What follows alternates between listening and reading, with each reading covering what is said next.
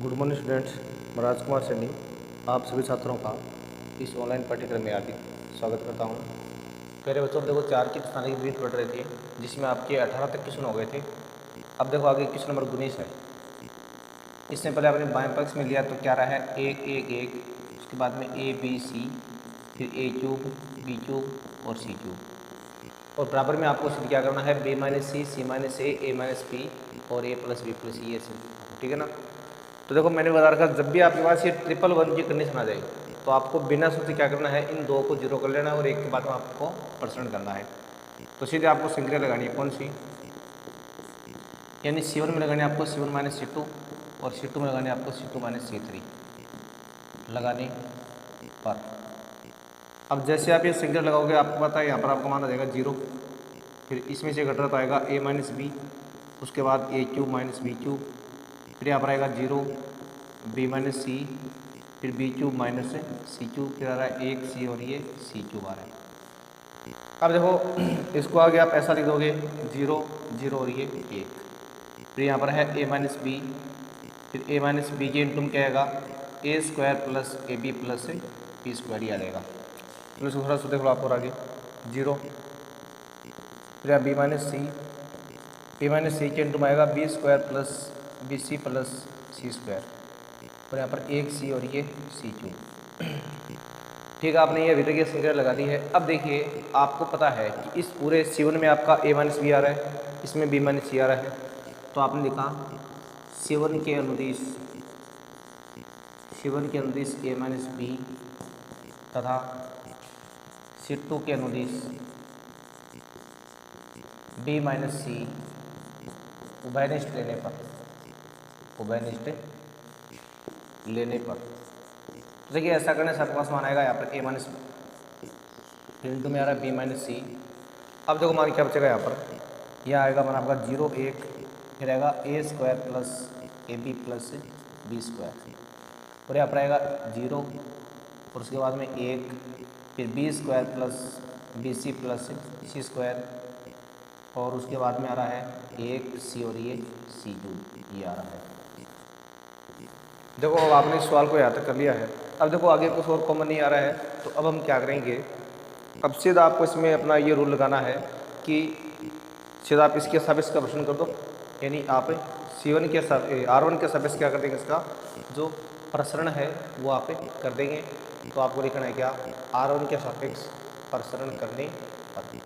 तो लिख दिया आपने यहाँ पर क्या, यानी R1 के अनुदिश प्रसरण करने पर।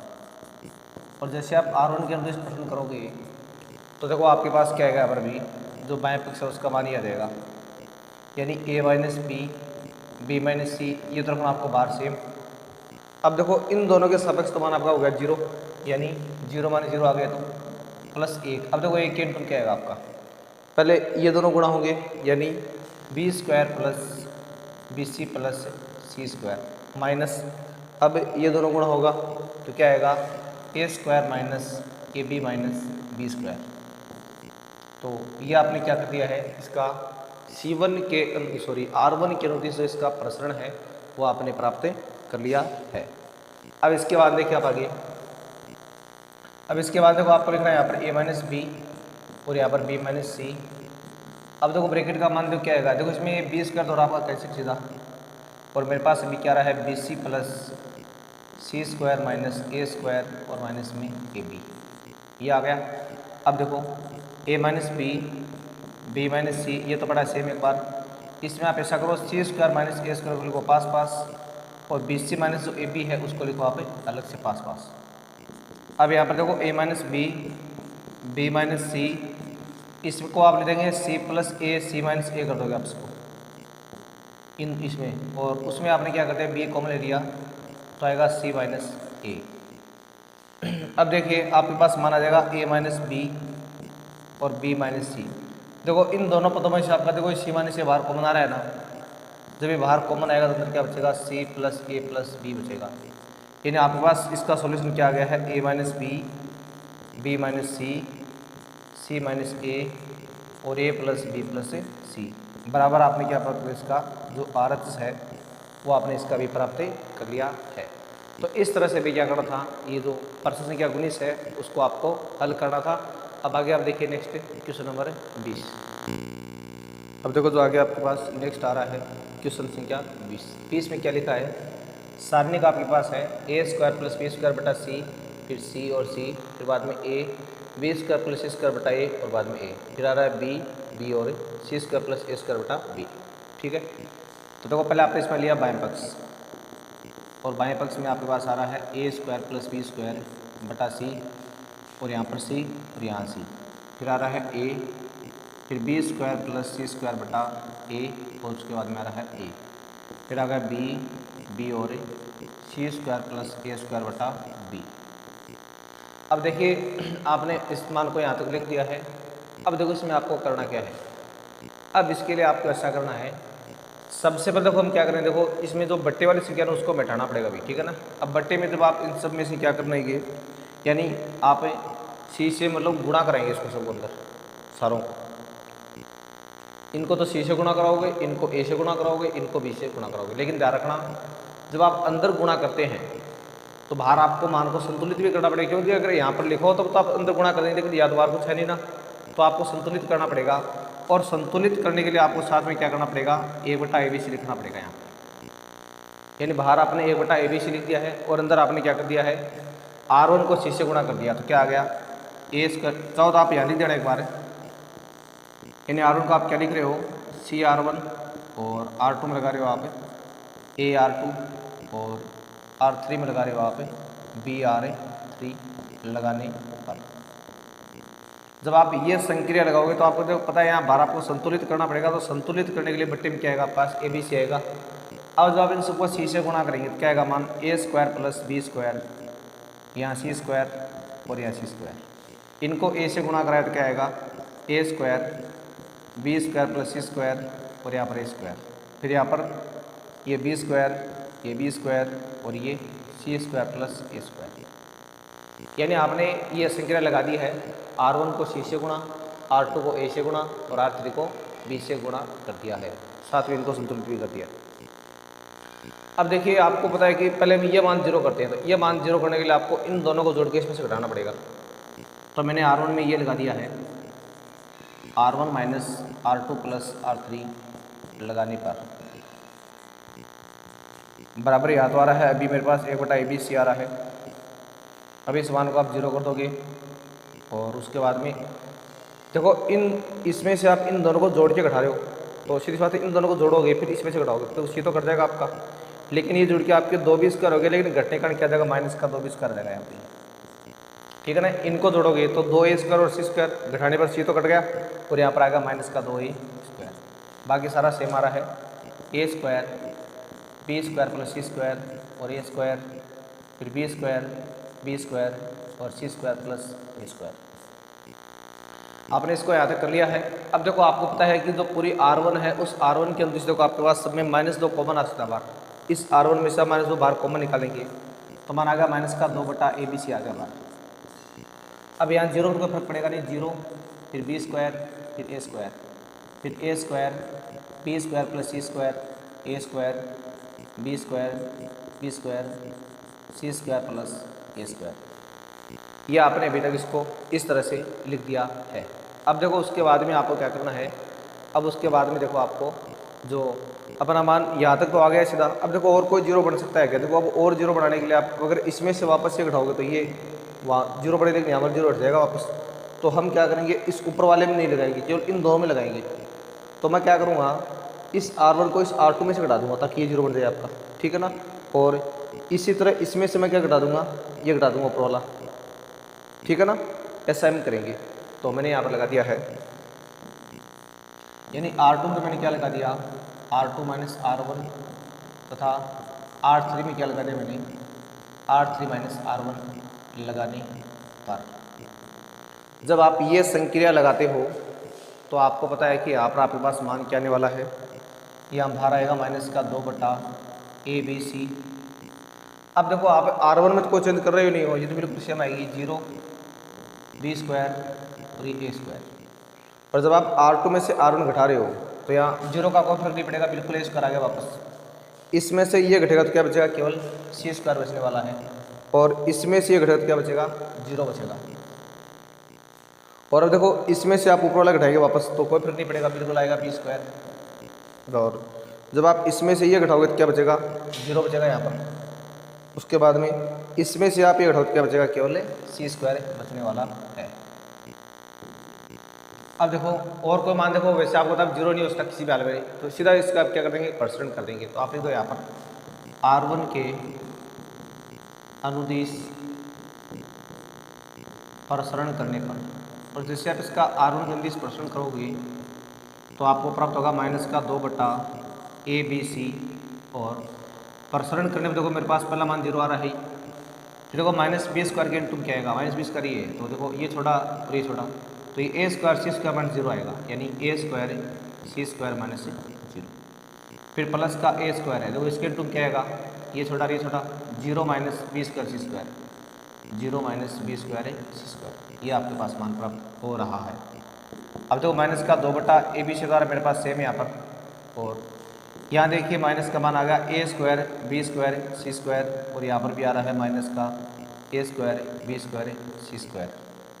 अब देख लो उसके बाद आप आगे ये -2/ABC लिखना आपको सेम, और यहाँ पर फिर से आपका मान क्या आएगा, -2 a² b² c²। ये आपको प्राप्त हो गया है, दोनों जुड़ के डबल हो गए ना। अब ऊपर वाला मान आपका बन जाएगा 4 a² b² c², और बटे में आ रहा है ABC।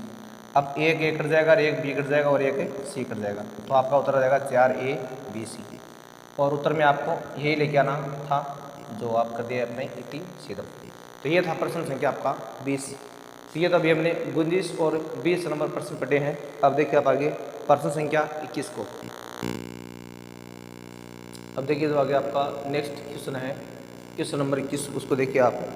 देखो 21 नंबर क्वेश्चन में आपके पास क्या रहा है, इसमें आपके पास आ रहा है कि यदि a + b + c = 0 हो, ये मतलब आपको दिया गया पहले से, और सिद्ध क्या करना आपको, तो सिद्ध करना है a - x c b और c b - c a और b a c - x बराबर क्या आएगा, 0 आएगा। ये इसमें आपको सिद्ध नहीं करना है, इसको सॉरी हल करना आपको, यानी x का मान आपको इसमें प्राप्त करना है, इसमें सिद्ध नहीं करना, आपको हल करना है। ये शर्त आपको दी गई है, इसको हल करके आपको क्या प्राप्त करना है, x का मान आपको प्राप्त करना है। तो जब हल करना होता है तो आप दोनों पक्षों को एक साथ लेके चलते हो। तो यहाँ पर देखो आप R1 में ये संक्रिया लगा दो। देखो अगर आप देखो इन तीनों को जोड़ दोगे तो देखो सेम संख्या है, में a + b + c - x आ रही है ना।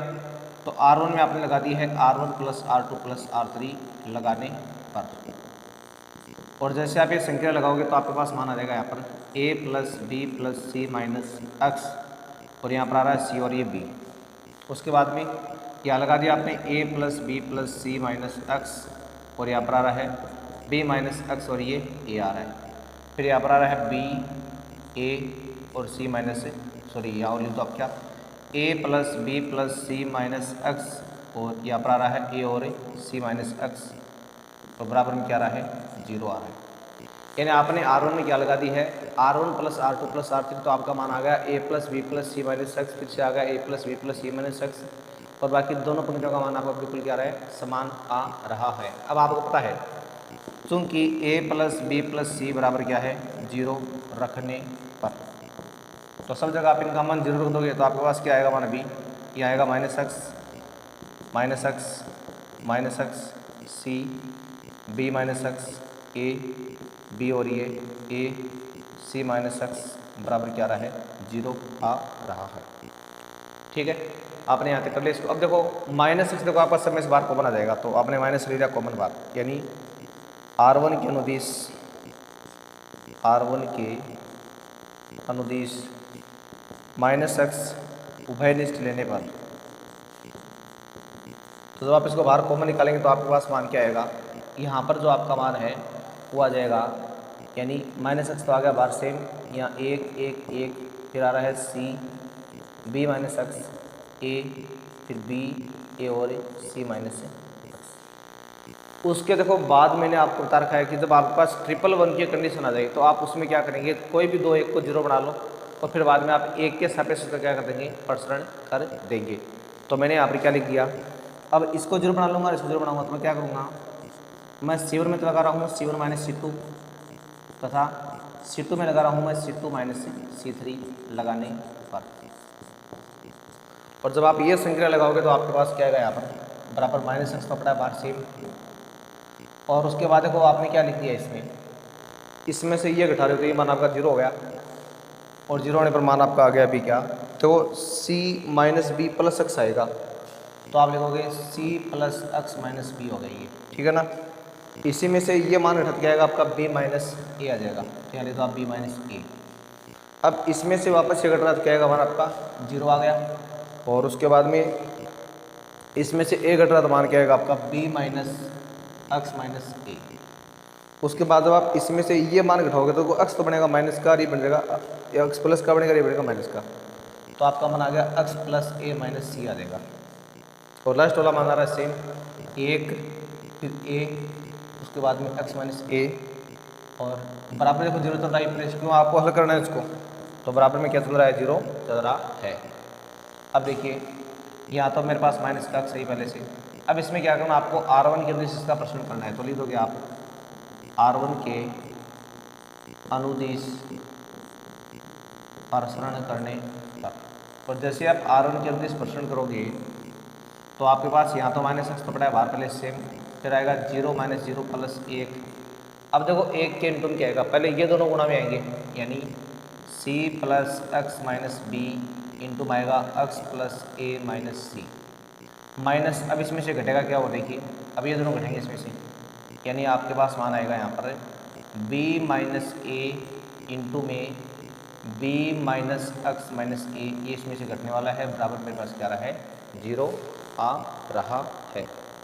अब देखो आपने इसको यहाँ तक घटा दिया है। अब देखिए इसमें आपको क्या रूल लगाना अपना आगे, जब आप इसमें आगे रूल लगाएंगे तो आपको ये करना है कि थोड़ा सा इसको देखो आप इधर तो इस तरह से आपको पूरा दी जाएगी। अब आपको शायद नज़र आ गया होगा पूरा ये। अब देखो अब हम क्या करेंगे इसका, यहाँ देखो माइनस एक्स तो पड़ा है सेम पहले से एक बार बाहर। अब देखो इस ब्रैकेट को सरल करने के लिए पहले आप इनको गुणा करो, तो इस सी को इन सबसे गुणा क्या आएगा आपका सी एक्स प्लस ए सी और माइनस सी स्क्वायर। उसके बाद में फिर से देखो आपके पास मान क्या आएगा, फिर आएगा एक्स स्क्वायर फिर प्लस में ए एक्स, उसके बाद में आएगा सी एक्स माइनस में। और अब माइनस बी से कराएंगे तो क्या आएगा माइनस का बी एक्स फिर माइनस का ए बी और प्लस का बी सी। अब देखो माइनस तो बाहर पड़ा है एक बार यहाँ पर, और उन दोनों को तो कोष्टों को आप गुणा कराएंगे तो क्या आएगा मान आपका पहले बी से करने पर, यानी B square minus b x और माइनस में ए बी। अब माइनस ए से करने पर आएगा माइनस का ए बी और उसके बाद में आएगा प्लस का ए एक्स फिर आएगा प्लस का ए स्क्वायर ब्रैकेट क्लोज और बराबर क्या आ रहा है मेरे पास 0 आ रहा है। अब माइनस एक्स तो रखना आपका यहाँ पर सेम। अब देखो यहाँ पर मेरे पास देखो एक तो आ रहा है एक्स स्क्वायर पहले सेम, ठीक है ना। अब देखो इस सी एक्स से तो 6 को तो पहले कट सीधा, ठीक है ना।